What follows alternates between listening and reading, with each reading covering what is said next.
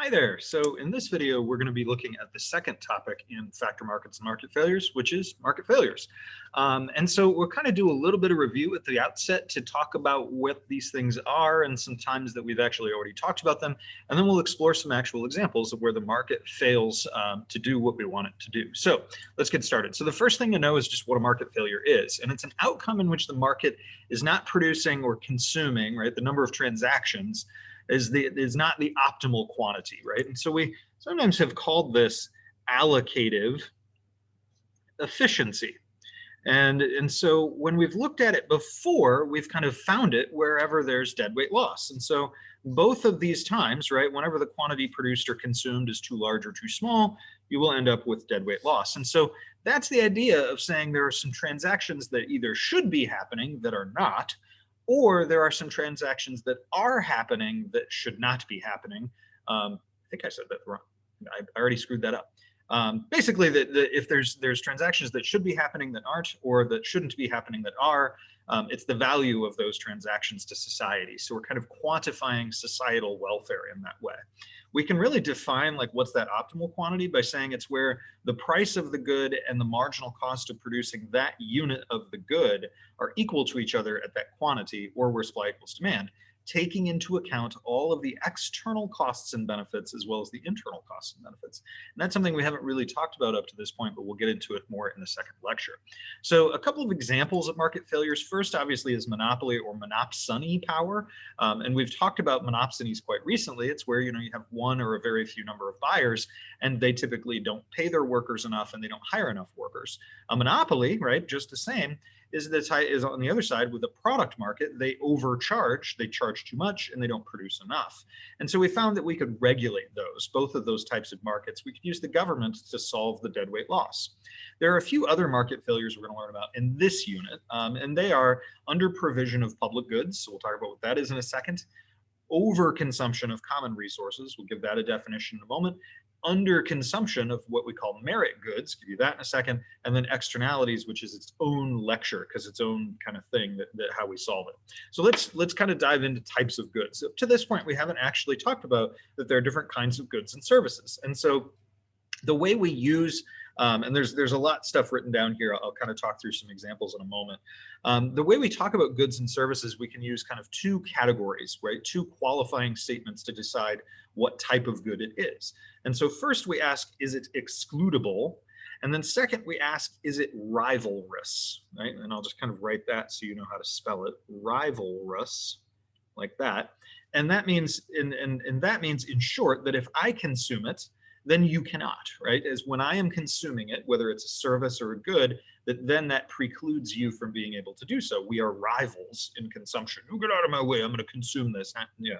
The other term is excludable. And that's the idea that is it possible for the person or institution that's creating the good, is it possible to exclude others in kind of a reasonable way? Is it possible to reasonably exclude others if they haven't paid? Right. And so and there are certain things where you can make them excludable, but typically they aren't, right? But you can, if you have to, you could make them excludable. So we could shift goods from kind of one category to another, but we're kind of thinking in general terms here, what's reasonable to expect. So a private good would be like my pizza that I ate last night. I ate it. You cannot. So that means that it's rivalrous. And in addition, you could be excluded from eating the pizza if you didn't pay for it, right? It's fairly straightforward. You go to the pizza store and you say, I would like a pizza, and they say you have to pay for that first. And so we call goods that are both rivalrous and excludable, we call them private goods. Another example of a private good would be a cell phone, right? So thinking about you have to pay for it or else you cannot have it. And if I have it, you cannot have it. So even in societies where you have things like a communist society, which there have been different examples over the years, you would still have things that we categorize as private goods, even if they're owned by another institution, because we would still have rivalrous and excludable goods. A subcategory of private goods. So these are private goods, but they are ones where there is an extra benefit essentially that accrues to society as a result of your consumption of it. And in addition, another way of defining it that might actually be a little bit more technically accurate would be to say that a merit good is one in which you underestimate the value of it to yourself.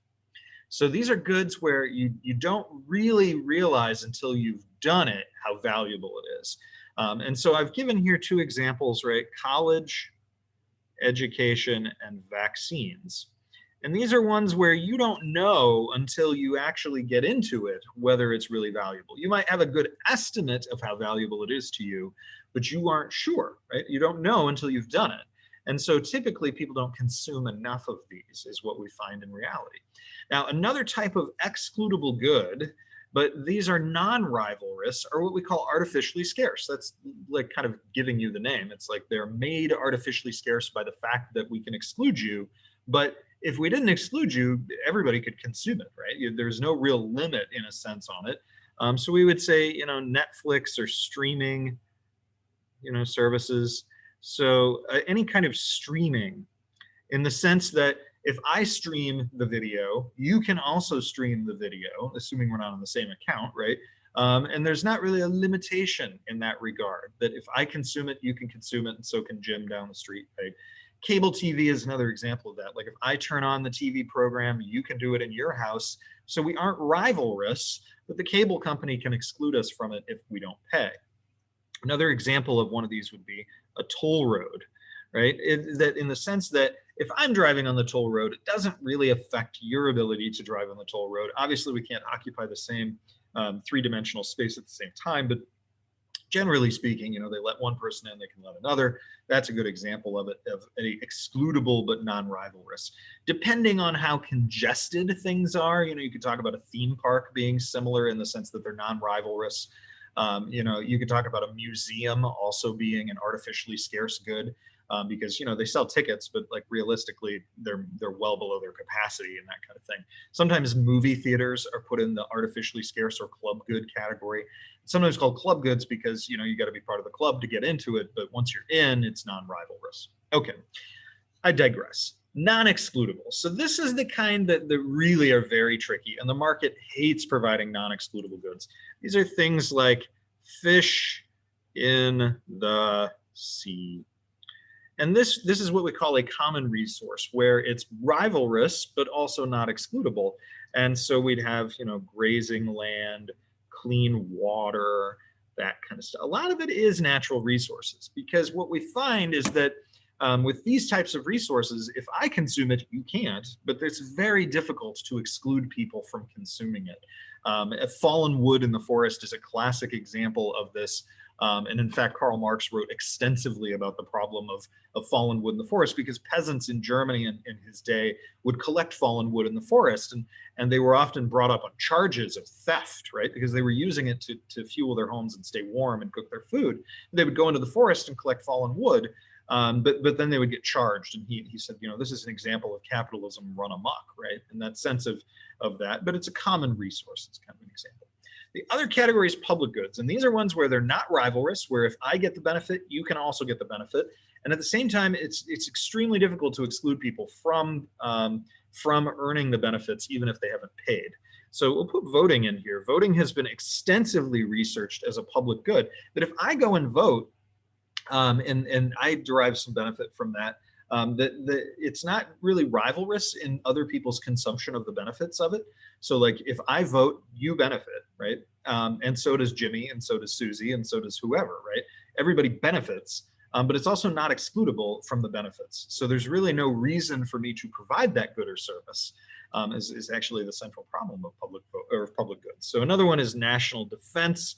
You can't tell Al-Qaeda, hey, Steve didn't pay his taxes this year, kill him first. Al-Qaeda is like, what?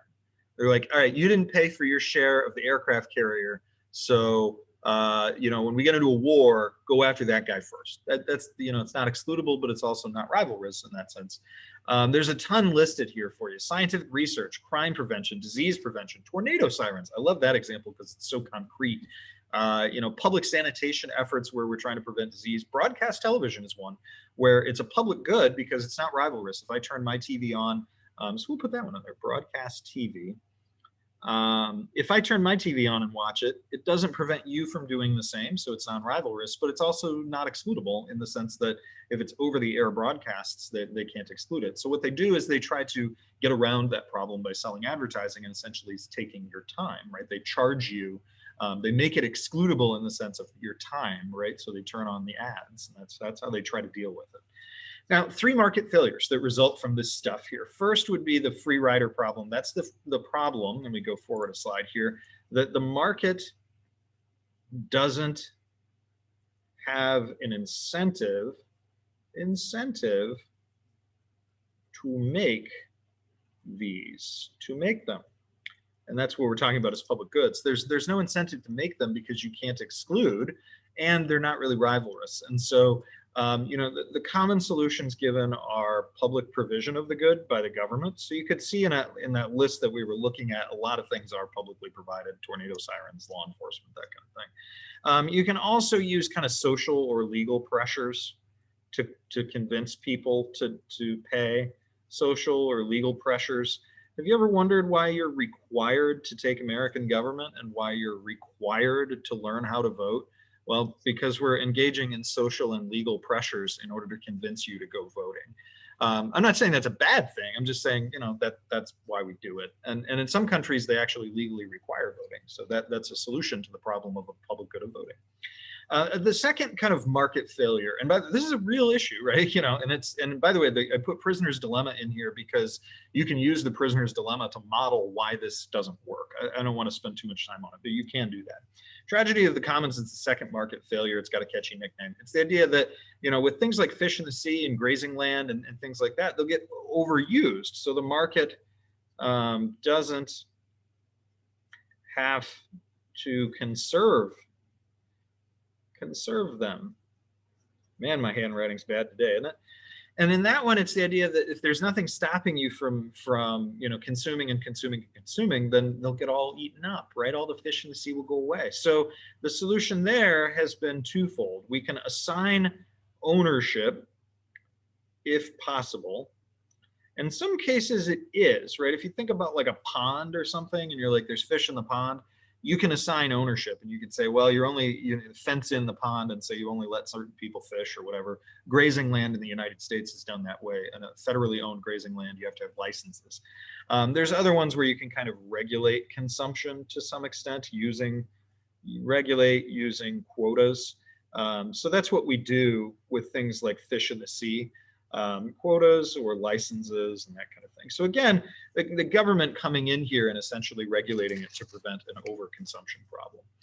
Or you can use the private market. If it's possible, you could use the market by basically assigning ownership. And when you do that, you just move it up and you turn it into a private good, right? If you fence off the pond and you say you can't, or the grazing land, and you assign ownership, then it's just a private good. Third problem is the underconsumption of merit goods, is that the market doesn't incentivize consumption.